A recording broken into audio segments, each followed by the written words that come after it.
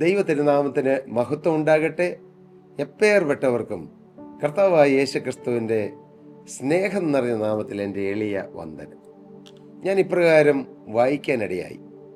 ഒരു ഗ്രാമം, ഒരു കുഗ്രാമമാണ്.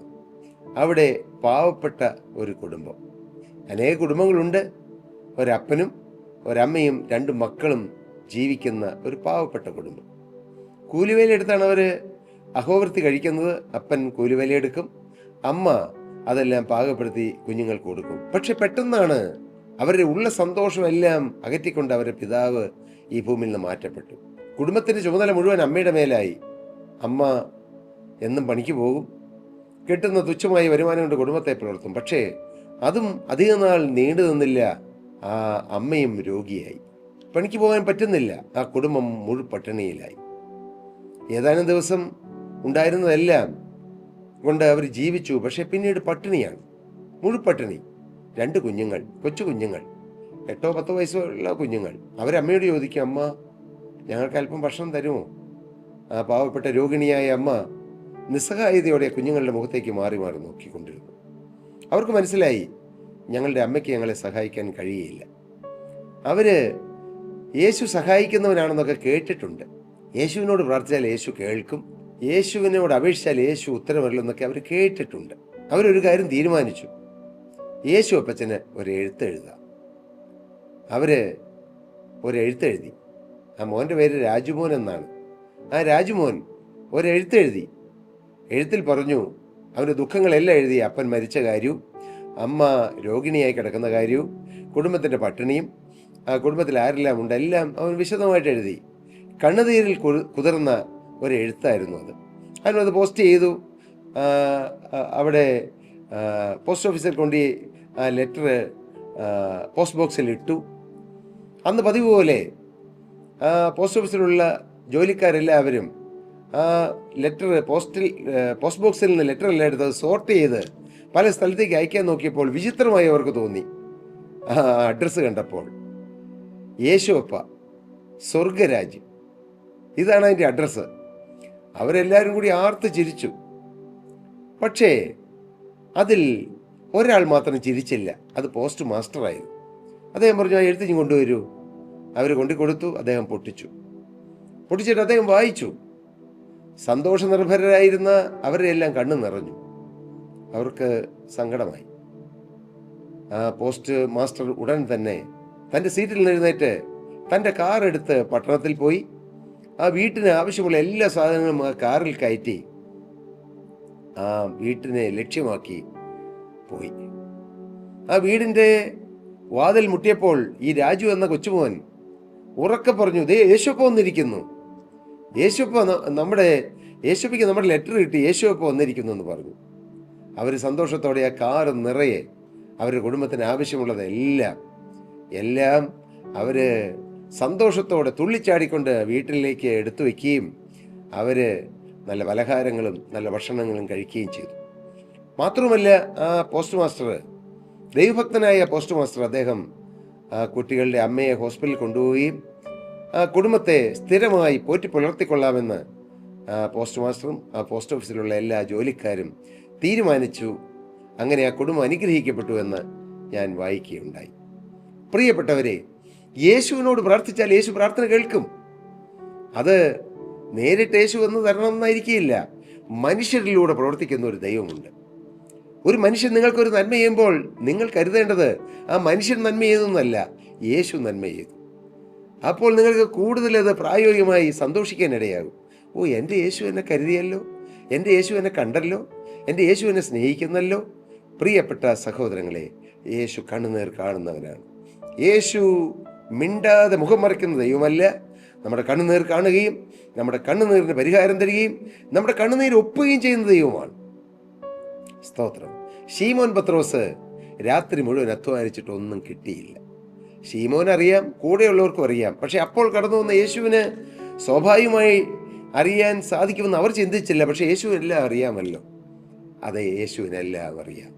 മകനെ, പ്രിയമകളെ, നീ വാക്കുകളെ കേട്ടുകൊണ്ടിരിക്കുന്ന മകനെ, നിന്റെ ജീവിതത്തിൽ കടന്നു പോകുന്ന വേദന വിഷയങ്ങൾ യേശുവിനറിയാം. നിന്റെ സങ്കടങ്ങൾ യേശുവിനറിയാം. പ്രിയമകളെ, നീ ദുഃഖിച്ച് മുഖം വാടി മനസ്സും വാടി.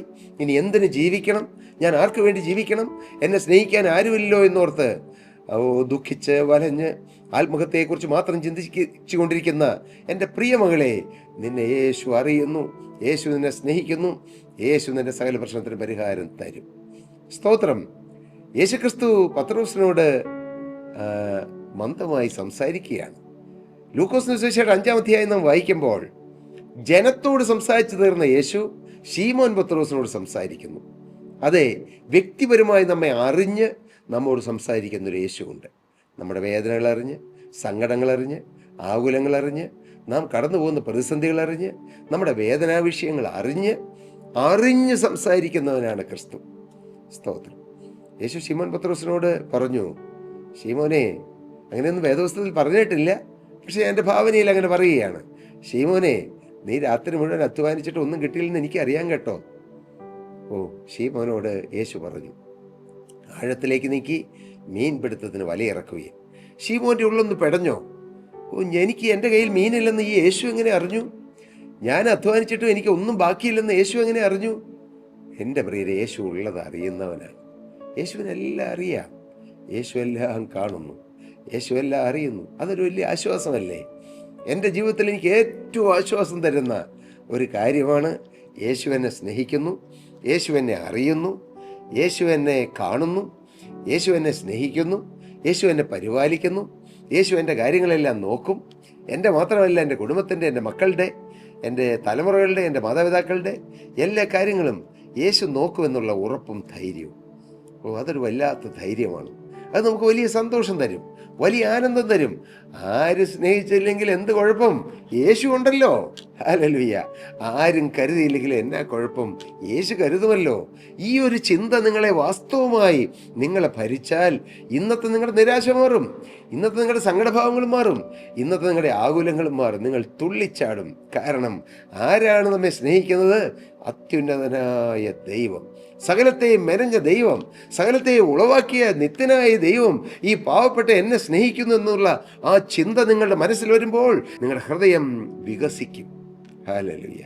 ഞാൻ ആ ഒരു കാര്യം എൻ്റെ മനസ്സിൽ എൻ്റെ കർത്താവ് നിക്ഷേപിച്ചിരിക്കുന്നത് കൊണ്ടാണ് എൻ്റെ മുഖം വാടാതെ, എൻ്റെ മനസ്സ് ക്ഷീണിക്കാതെ, അനേകം പ്രതിസന്ധികളുടെയും പ്രശ്നങ്ങളുടെയും ഒറ്റപ്പെടുത്തലുകളുടെയും എല്ലാം മധ്യത്തിൽ ഞാനിങ്ങനെ സന്തോഷത്തോടെ പുതുപുഞ്ചിരിയുമായി, അതിപ്പോൾ പ്രസംഗിക്കുമ്പോൾ മാത്രമല്ല, എൻ്റെ വ്യക്തിപരമായ ജീവിതത്തിലും, എൻ്റെ ഔദ്യോഗിക ജീവിതത്തിലും, എൻ്റെ കുടുംബ ജീവിതത്തിലും ഞാൻ ഈ സന്തോഷത്തോടെ മുഖത്ത് പുഞ്ചിരിയുമായി ജീവിക്കുന്നു.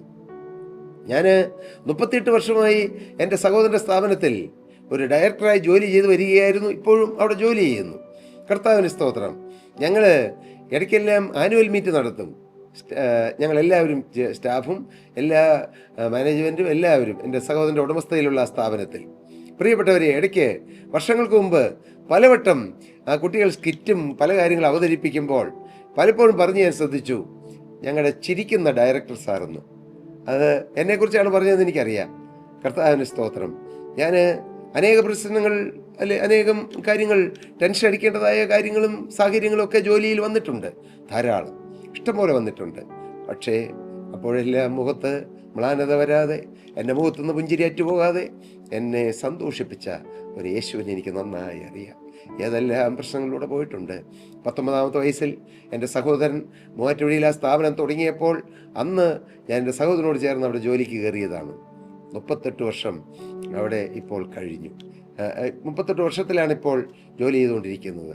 പ്രിയപ്പെട്ടവരെ, എൻ്റെ വ്യക്തിപരമായ ജീവിതത്തിലും ഔദ്യോഗിക ജീവിതത്തിലും കുടുംബജീവിതത്തിലും എൻ്റെ മറ്റ് സാമൂഹിക ജീവിതത്തിലെല്ലാം ഒത്തിരി പ്രശ്നങ്ങളും പ്രതിസന്ധികളൊക്കെ വന്നിട്ടുണ്ട്. സ്വാഭാവികമല്ലേ, മനുഷ്യ ജീവിതമല്ലേ. പക്ഷേ അപ്പോഴെല്ലാം ഞാൻ യേശുവിന് വേണ്ടി ജീവിതം ബാധിച്ച കാലം മുതൽ എന്നെ കരുതിയ ഒരു യേശുവിനെ എനിക്കറിയാം, എന്നെ കാത്തൊരു യേശുവിനെ എനിക്കറിയാം, എന്നെ പരിപാലിച്ച യേശുവിനെ എനിക്കറിയാം. ഞാൻ യേശുവിൻ്റെ വേല ചെയ്യുന്നത് ആരെയും പ്രസാദിപ്പിക്കാനല്ല. എനിക്ക് യേശു സോ റിയൽ എ ഗോഡാണ്, so real a god, so near a god, so dear a god. Yeshu എനിക്ക് ഡിയറാണ്, യേശു എൻ്റെ നിയറാണ്, യേശു എൻ്റെ ഏറ്റവും പ്രിയപ്പെട്ട യേശുവാണ്. ആ യേശുവിനെ ഞാൻ അനുഭവിക്കുന്നു. അതെ, ഞാൻ ഇന്ന് നിങ്ങളോട് പറയാൻ ആഗ്രഹിക്കുന്നത്, നിങ്ങളാരും നിരാശപ്പെട്ടു പോകരുത്, നിങ്ങളാരും സങ്കടപ്പെട്ട് കഴിയരുത്, സങ്കടക്കടലിൽ ആണ്ടുപോകരുത്. നിങ്ങളുടെ ജീവിതം അതൊരു കയമാണ്, സങ്കടക്കയം. ആ കയത്തിൽ പെട്ടുപോയാൽ രക്ഷപ്പെടാൻ ഭയങ്കര പാടാണ്. പക്ഷെ എന്നാൽ രക്ഷപ്പെടുത്തുന്ന ഒരു യേശുവുണ്ട്. സങ്കടക്കയത്തിൽപ്പെട്ട് ആഴ്ന്നുപോയ മനുഷ്യ ജീവിതങ്ങളെ വലങ്കരം നീട്ടി കോരിയെടുക്കുന്നവനാണ് ക്രിസ്തു. മാത്രമല്ല, അവരുടെ മേൽ സന്തോഷത്തിൻ്റെ ആനന്ദ അഭിഷേകം കൊടുക്കുന്നവനാണ് കർത്താവ്. വേദപുസ്തകത്തിലൊരു വാക്യമുണ്ട്, ഞാൻ നിന്നെ കൂട്ടുകാരിൽ അധികമായി ആനന്ദ തൈലം കൊണ്ട് അഭിഷേകം ചെയ്തിരിക്കുന്നുവെന്ന്. ആ അഭിഷേകം ആനന്ദത്തിൻ്റെ അഭിഷേകമാണ്. മറ്റൊരു വിധത്തിൽ പറഞ്ഞാൽ ഈ അഭിഷേകം ആനന്ദം തരുന്നതാണ്. രണ്ടുമുണ്ട്, ആനന്ദത്തിൻ്റെ അഭിഷേകമുണ്ട്, അഭിഷേകം വരുമ്പോൾ ആനന്ദവും വരും. ഹല്ലേലൂയ. എൻ്റെ പ്രിയപ്പെട്ടവരെ, നല്ല യേശു ജീവിക്കുന്നു. ശീമോൻ പത്രോസിൻ്റെ ഉള്ളു തൊട്ട് യേശു പറഞ്ഞു, ശീമോനെ, ആഴത്തിലേക്ക് നീക്കി വലയിറക്കുകയും. ശീമോൻ പറഞ്ഞു, നാഥ, ഞാൻ രാത്രി മുഴുവൻ അധ്വാനിച്ചു, എങ്കിലും ഒന്നും കിട്ടിയില്ല. യേശുവിന് അറിയാമെങ്കിലും യേശുവിനോട് തുറന്നു പറയുകയാണ്. നിങ്ങൾ നിങ്ങളുടെ വിഷയങ്ങൾ യേശുവിനോട് തുറന്നു പറയണം. എല്ലാം യേശുവിനോട് പറയണം. യേശുവിനോട് പറയാം. നിങ്ങളുടെ വേദനകൾ, സങ്കടങ്ങൾ, ആങ്സൈറ്റീസ് എല്ലാം പറയാം. എല്ലാം യേശുവിനോട് പറയാം, തുറന്നു പറയണം. ശിമോൻ പത്രോസ് പറഞ്ഞു, നാഥ, ഞങ്ങൾ രാത്രി മുഴുവൻ അധ്വാനിച്ചു, ഒന്നും കിട്ടിയില്ല. നമ്മുടെ നിസ്സാരത്വം, നമ്മുടെ ഒന്നുമില്ലായ്മ, നമ്മുടെ കഴിവുകേടുകൾ, നമ്മുടെ പരാജയങ്ങളെല്ലാം യേശുവിനോട് പറയുക. അപ്പോൾ യേശു ഒരു വാക്ക് പറഞ്ഞു, ഓ, നീ ആഴത്തിലേക്ക് നീക്കി മീൻപിടുത്തത്തിന് വലയിറക്കുകയും. അതിന് ശിമോൻ പറഞ്ഞു, നാഥ, ഞങ്ങൾ രാത്രി മുഴുവൻ അധ്വാനിച്ചിട്ട് ഒന്നും കിട്ടിയില്ല, എങ്കിലും നിന്റെ വാക്കിന് വലയിറക്കാമെന്ന് പറഞ്ഞു. യേശുവിൻ്റെ വാക്കിന് വലയിറക്കുക. യേശുവിൻ്റെ വാക്ക് കേട്ട് ജീവിതം യേശുവിൻ്റെ കരങ്ങളിൽ സമർപ്പിക്കുക. യേശുവിൻ്റെ വചനം കേൾക്കുക, യേശുവിൻ്റെ വചനം അനുസരിക്കുക, യേശുവിനായി ജീവിക്കുക, യേശുവിൻ്റെ വചനം കേട്ട് യേശുവിനെ അനുഗമിക്കുക. ഇതെല്ലാമാണ് ഏറ്റവും വലിയ ഭാഗ്യം. അവർ അങ്ങനെ ചെയ്തു. സ്തോത്രം. അവർ അങ്ങനെ ചെയ്തപ്പോൾ പെരുത്ത മീൻകൂട്ടം അകപ്പെട്ടു, വല കീറാറായി. സ്തോത്രം. ആ ഒരു അനുഭവം ആത്മീയമായും ഭൗതികമായും നാം എല്ലാം അതല്ലേ പ്രതീക്ഷിക്കുന്നത്. ഈ ഒരു അനുഭവം, നിറവിൻ്റെ അനുഭവം, വല കീറാറായ അനുഭവം, പടക് നിറയുന്ന അനുഭവം. എൻ്റെ പ്രിയരെ, ഇതൊന്നും ഒരു സ്വപ്നമൊന്നുമല്ല, ഇത് വ്യർത്ഥമായ ചില വാക്കുകളുമല്ല. ഒഴിഞ്ഞ പടക് നിറച്ചു തരുന്നവനാണ് യേശു. ഹല്ലേലൂയ. ഒരു പൊടിച്ചു പോലും മീൻ പോലും ഇല്ലാത്ത വലയിൽ നിറയെ മീൻ തരുന്നവനാണ് യേശു. യേശുവിന് അസാധ്യമായത് ഒന്നുമില്ല എന്ന് ഞാൻ എൻ്റെ പ്രിയപ്പെട്ടവരോട് അറിയിക്കട്ടെ. നിങ്ങൾ യേശുവിനെ സ്നേഹിക്കൂ, യേശുവിനെ സേവിക്കൂ, യേശുവിനെ ആരാധിക്കൂ, യേശുവിൻ്റെ കരങ്ങളിൽ ജീവിതം കൊടുക്കൂ. അങ്ങനെയെങ്കിൽ നിങ്ങളുടെ ജീവിതം ധന്യമായി തീരും. അതിനിടയാക്കട്ടെ എന്ന്, കർത്താവ് ഇടയാക്കട്ടെ എന്ന് വീണ്ടും വീണ്ടും പ്രാർത്ഥിച്ചുകൊണ്ടും അനുഗ്രഹിച്ചുകൊണ്ടും ഞാൻ വാക്കുകളെ നിർത്തുന്നു. ദൈവനാമം മഹത്വപ്പെടുവാനിടയാകട്ടെ. സ്തോത്രം. പ്രിയ സഹോദരങ്ങളെ, നിങ്ങൾക്ക് ഏതെങ്കിലും പ്രാർത്ഥനാ വിഷയങ്ങളുണ്ടെങ്കിൽ താഴെ കാണുന്ന നമ്പറിൽ ഞങ്ങളുമായി കോൺടാക്റ്റ് ചെയ്താൽ ഞങ്ങൾ നിങ്ങൾക്ക് വേണ്ടി പ്രാർത്ഥിക്കാം. വ്യക്തിപരമായി ഞാൻ നിങ്ങൾക്ക് വേണ്ടി പ്രാർത്ഥിക്കാം. ഞാനും എൻ്റെ ഭാര്യ ഒരുമിച്ച് കൈ കോർത്തു പിടിച്ച് പ്രാർത്ഥനാ വിഷയം പറയുന്നവർക്ക് വേണ്ടി പ്രാർത്ഥിക്കാറുണ്ട്. പോരാ, ഞങ്ങളുടെ പ്രെയർ വാരിയേഴ്സിലുള്ള അനേകം ദൈവമക്കൾ ഒരുമിച്ച് കൂടി അവർ പ്രാർത്ഥനാ വിഷയം പറയുന്നവർക്ക് വേണ്ടി പ്രാർത്ഥിക്കാറുണ്ട്. ഞങ്ങളുടെ പ്രെയർ ഡെസ്കിൽ നിന്നും പ്രാർത്ഥനാ വിഷയം പറഞ്ഞവരുമായി കമ്മ്യൂണിക്കേറ്റ് ചെയ്ത് വ്യക്തിപരമായി അവർക്ക് ഫോണിലൂടെ പ്രാർത്ഥിക്കാറുണ്ട്. നിങ്ങൾക്ക് പ്രാർത്ഥനാ വിഷയം ഉണ്ടെങ്കിൽ ഞങ്ങളെ കോൺടാക്റ്റ് ചെയ്യാം. കർത്താവ് നിങ്ങളെ നിറപടിയായി അനുഗ്രഹിക്കുമാറാകട്ടെ. സ്തോത്രം.